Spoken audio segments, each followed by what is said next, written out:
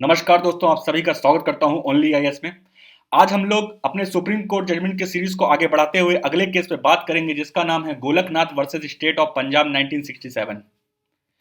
देखिए, गोलकनाथ दो भाई थे और इनकी 500 एकड़ जमीन थी। अब 500 एकड़ में से जो 470 एकड़ जमीन थी, उसको इन्होंने एज अ सरप्लस ट्रीट किया Punjab security of land tenure act के तहत। ठीक है। एक्चुअली हुआ क्या था कि उस टाइम पे लैंड रिफॉर्म का काम चल रहा था और लैंड रिफॉर्म के कारण उन्होंने Punjab security of land tenure act के तहत इनकी 470 एकड़ की जो जमीन थी उसको एज अ सरप्लस ट्रीट किया। मतलब कि जो भी जिनके पास जमीन नहीं है, जो टेनेंट्स हैं, जो वर्कर्स हैं, फार्मर जो काम कर रहे हैं, जिनके पास नहीं है, उनको ये बांट दी जाएगी वेलफेयर के लिए। बट मैं आपको एक बात बताना चाहता हूं कि जो 17th अमेंडमेंट हुआ था 1964 में, उसमें उसी अमेंडमेंट में इस Punjab security of land tenure act को 9th शेड्यूल में डाल दिया गया था। ठीक है। हालांकि 17th अमेंडमेंट 1964 में इसमें 44 कम से कम एक्ट डाले गए थे और इसी के साथ इसी को भी डाला गया था, Punjab security of land tenures को। अब 9th शेड्यूल क्या होता है, पहले आपको मैं ये बताना चाहता हूं। देखिए, 9th शेड्यूल में अगर कोई एक्ट लॉ डाला जाता है तो वो फंडामेंटल राइट का वायलेशन अगर कर भी रहा हो वो लॉ, तो उसको आप सुप्रीम कोर्ट में चैलेंज नहीं कर सकते हैं। वो जुडिशियल रिव्यू से एक्सक्लूडेड होता है। वो जुडिशियल उसका रिव्यू नहीं हो सकता है, ना वो कोर्ट में चैलेंज हो सकता है। अब जो ये 9th शेड्यूल है, इसकी थोड़ी हिस्ट्री आपको बताना चाहूंगा मैं। 9th शेड्यूल पहले कॉन्स्टिट्यूशन में ऐड नहीं था। इसको फर्स्ट कॉन्स्टिट्यूशन अमेंडमेंट एक्ट के तहत इसको ऐड किया गया कॉन्स्टिट्यूशन के अंदर। ठीक है। अब इसको ऐड इसीलिए किया गया था सो डैट कि ये कुछ लॉज को रिफॉर्म कर पाए और उसको जुडिशियल रिव्यू से एक्सक्लूड कर पाए, सो डैट कि कोई भी अगर फंडामेंटल राइट वायलेट होता है तो कोई भी जाके सुप्रीम कोर्ट में चैलेंज ना कर पाए और ये इजिली उस लॉ को रिफॉर्म कर पाए। बट इसी जब ये पहला कॉन्स्टिट्यूशन अमेंडमेंट एक्ट हुआ था, इसी को लेके एक केस हुआ, शंकरी प्रसाद केस, जिसमें कि इसी फर्स्ट जो कॉन्स्टिट्यूशन अमेंडमेंट एक्ट था इसको चैलेंज किया गया सुप्रीम कोर्ट में। अब उसमें जजमेंट क्या आया, सुप्रीम कोर्ट ने यह बोला कि गवर्नमेंट पार्लियामेंट आर्टिकल 368 के तहत कोई भी लॉ अमेंड कर सकती है और साथ ही साथ 368 को भी अमेंड कर सकती है। मतलब कि आर्टिकल 368 के तहत फंडामेंटल राइट को, कॉन्स्टिट्यूशन को भी अमेंड तो कर सकती है, साथ ही साथ 368 को भी अमेंड कर सकती है कि मतलब उसमें भी कुछ अमेंडमेंट करना हो ना, पर्टिकुलर उस आर्टिकल को भी इन इटसेल्फ उसको भी अमेंड कर सकती है। ये पावर भी थी उनको। ये सुप्रीम कोर्ट जजमेंट आया शंकरी प्रसाद केस में। उसी के बाद एक केस और हुआ था, Sajjan Singh versus state of Rajasthan, जिसमें कि 17 कॉन्स्टिट्यूशन अमेंडमेंट एक्ट को चैलेंज किया गया था, जिसमें कि 44 एक्ट्स को ऐड किया गया था 9th शेड्यूल में। जो मैंने आपको बताया ना कि Punjab security of land tenure act जो था वो आपका 17th कॉन्स्टिट्यूशन अमेंडमेंट के तहत इसको 9th शेड्यूल में डाला गया था। तो ये ऑलरेडी इसको एक केस में, सज्जन सिंह केस में इसको चैलेंज किया गया था, जिसमें कि 44 एक्ट को 9th शेड्यूल में डाला गया था सो डैट कि उसको रिफॉर्म कर सके और कोई भी उसको कोर्ट में चैलेंज ना कर सके और जुडिशियल रिव्यू से वो वंचित हो। क्योंकि 9th शेड्यूल मैंने आपको जैसा बताया कि 9th शेड्यूल में अगर कोई लॉ जाता है तो उसको कोई भी चैलेंज नहीं कर सकता है सुप्रीम कोर्ट में, अगर वो फंडामेंटल राइट वायलेट कर रहा है किसी का भी।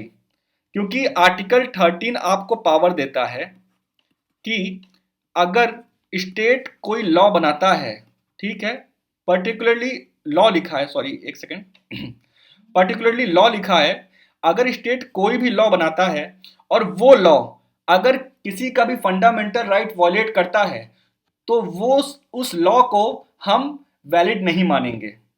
अब लॉ किस किस को कंसीडर करते हैं मैं आपको ये बताना चाहूंगा, क्योंकि ये थोड़ा जानना जरूरी है आगे के लिए अगर हमें समझना है। तो हम लॉ सिर्फ उसी को कंसीडर करेंगे, एक तो आपका जो स्टेट लेजिस्लेचर बनाएगा, दूसरा पार्लियामेंट जो लॉ बनाएगा उसको हम लॉ कंसीडर करेंगे, या गवर्नर के द्वारा कोई ऑर्डिनेंस पास होता है, या प्रेसिडेंट के द्वारा कोई ऑर्डिनेंस पास होता है, या रूल कोई होता है, या बाई लॉ कोई होता है, या आपका रेगुलेशन या नोटिफिकेशन कोई होता है, इसको हम आर्टिकल 13 के अंदर लॉ कंसीडर करेंगे। अगर इनमें से कोई भी वायलेट होता है, फंडामेंटल राइट वायलेट करता है, तो इसको हम वैलिड नहीं मानेंगे।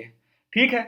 अब क्वेश्चन यही उठा इस केस में, इन्होंने पिटिशन फाइल किया गोलकनाथ ने कि मेरा फंडामेंटल राइट वायलेट हुआ है। इन्होंने आर्टिकल 32 के तहत ये पिटिशन फाइल किया था कि Punjab security of land tenure act जो है वो मेरा फंडामेंटल राइट वायलेट कर रहा है। और यही क्वेश्चन उठा कि जो आर्टिकल 13 में लॉ की मीनिंग है, वो क्या लॉ के अंदर अमेंडमेंट वाला वर्ड नहीं आता है? क्योंकि इन्होंने तो ये जो एक्ट बनाया है वो कहीं ना कहीं फंडामेंटल राइट को वायलेट कर रहा है, और जैसा कि मैंने आपको बताया स्केड्यूल 9 में उसको डाल दिया। और दूसरा क्वेश्चन ये उठा कि फंडामेंटल राइट को अमेंड कर सकते हैं कि नहीं कर सकते हैं। हालांकि मैंने जैसे आपको बताया था ना अभी कि दो केसेस थे, एक तो आपका शंकरी प्रसाद केस था जिसमें कि जजमेंट आया कि फंडामेंटल राइट को आप अमेंड कर सकते हैं, और दूसरा आया था Sajjan Singh versus state of Rajasthan में, उसमें भी यही बोला गया कि आप फंडामेंटल राइट को अमेंड कर सकते हैं, साथ ही साथ कॉन्स्टिट्यूशन को भी अमेंड कर सकते हैं। वही सवाल इसमें उठा, क्या फंडामेंटल राइट को अमेंड कर सकते हैं हम? और साथ ही साथ ये भी उठा सवाल कि लॉ जो उसमें मेंशन है आर्टिकल 13 में, क्या उस लॉ में जो मैंने आपको क्राइटेरिया बताई कुछ कि उसमें प्रेसिडेंट का ऑर्डिनेंस जो है उसको हम लॉ कंसीडर करेंगे, पार्लियामेंट का जो लॉ है उसको कंसीडर करेंगे लॉ आर्टिकल 13 के तहत, ठीक है। सो वही क्वेश्चन उठा, तो इसमें जजमेंट क्या आया हम वो जानते हैं।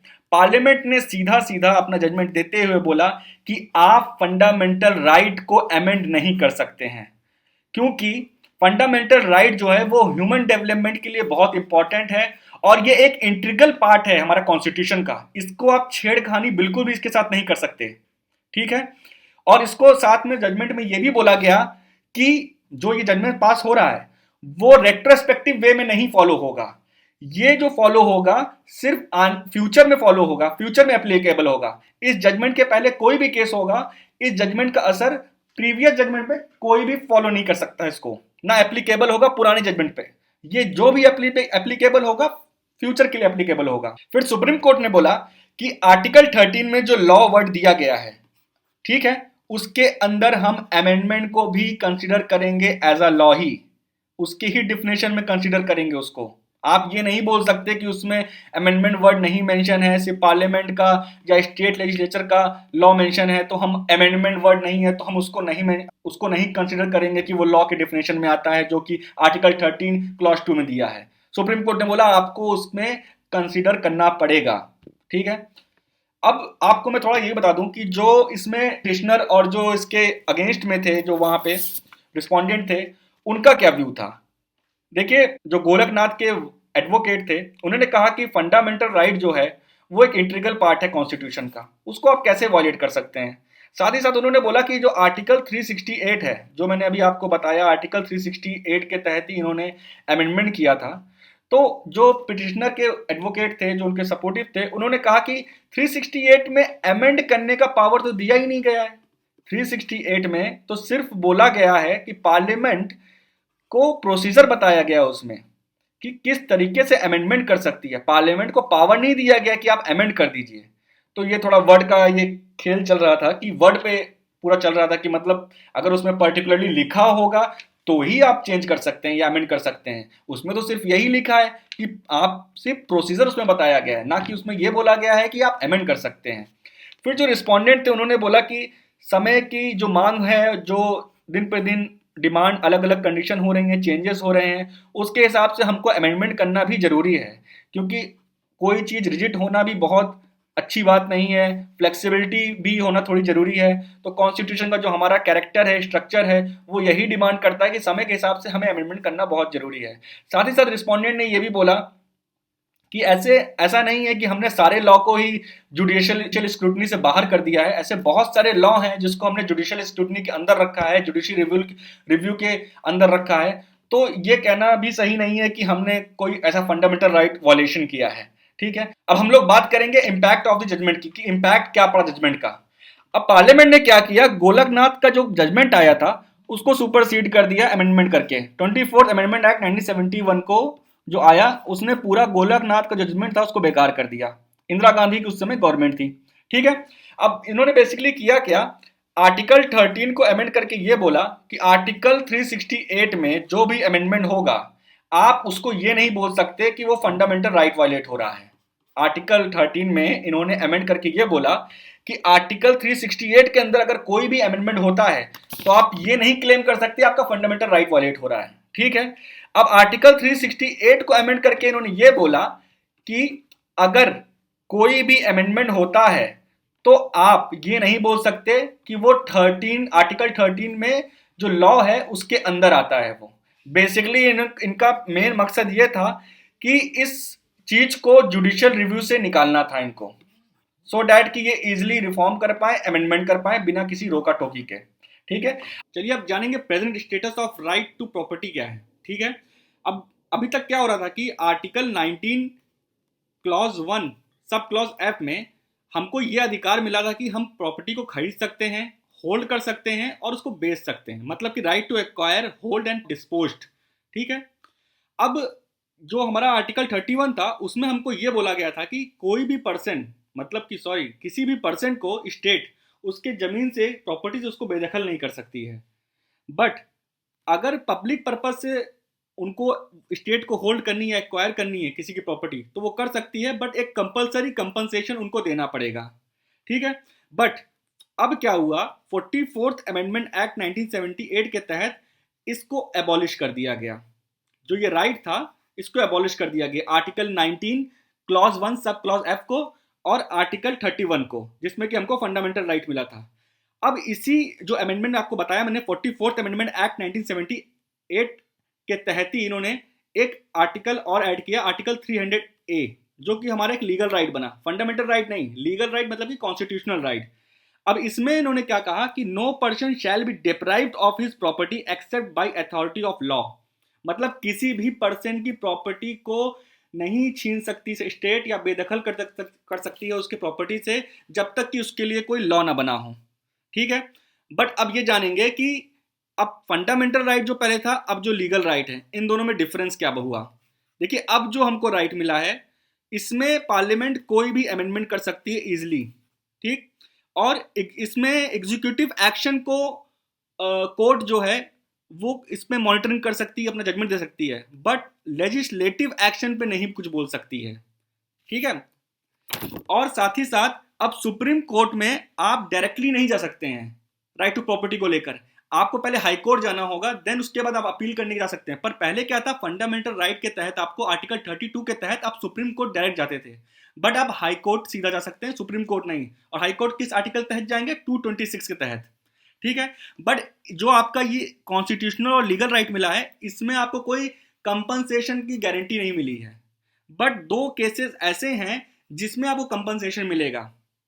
वो दो केसेस ये हैं आपके, एक तो आर्टिकल 30 के अंदर, जिसमें कि ये बोला गया है कि स्टेट माइनॉरिटी एजुकेशनल इंस्टीट्यूट की अगर प्रॉपर्टी लेती है तो उस केस में उनको कंपलसरी कंपनसेशन देना पड़ेगा। और प्लस एक आर्टिकल 31 जो आपका ए है, एक सेकेंड, आर्टिकल 31A, इसके तहत एग्रीकल्चरल लैंड अगर लेता है स्टेट, जो कि सीलिंग में आता है, सीलिंग की लिमिट के अंदर आता है, उसमें भी कंपनसेशन इनको स्टेट को देना पड़ेगा। ठीक है, अब रिसेंटली एक जजमेंट आया था, उसमें सुप्रीम कोर्ट ने यह बोला था कि राइट टू प्रॉपर्टी जो है, राइट टू प्रॉपर्टी जो है वो एक हमारा ह्यूमन राइट है और साथ ही साथ कॉन्स्टिट्यूशनल राइट है। तो ऐसा नहीं कि स्टेट किसी की भी प्रॉपर्टी, प्राइवेट प्रॉपर्टी को ऐसे ही छीन ले बिना किसी रीजन के, या ऐसे ही अचानक से बोल दे। उसके लिए पूरा बाकायदा प्रोविजन होना चाहिए, और ऐसे किसी की भी प्रॉपर्टी को हम छीन नहीं सकते कि आपका मन किया, आप गए, आपको सड़क बनानी है, अपनी प्रॉपर्टी छीन ली। प्रॉपर उसका एक मैकेनिज्म होना चाहिए। ठीक है, अब बल्क में जमीन है या पब्लिक की कोई लैंड है, मतलब पब्लिक बोले तो मतलब कोई ऐसी ओपन लैंड है जो किसी की प्राइवेट प्रॉपर्टी नहीं है, उसको वो एक्वायर एक बार को कर सकती है। बट किसी की पर्सनल प्रॉपर्टी है, ये नहीं कि, क्योंकि ये भी एक ह्यूमन राइट है, किसी को प्रॉपर्टी रखने का हक है। अगर उसके पास थोड़ी सी जमीन है और आप कह रहे हैं कि आपको चाहिए, उसके लिए आप कंपनसेशन नहीं देंगे, तो ये गलत है। तो सुप्रीम कोर्ट ने यही बोला कि जो राइट टू प्रॉपर्टी है वो ह्यूमन राइट भी है और कॉन्स्टिट्यूशनल राइट भी है। ठीक है, तो अगले जजमेंट में हम लोग मिलेंगे आपसे और अगले जजमेंट बात करेंगे। तब तक के लिए नमस्कार।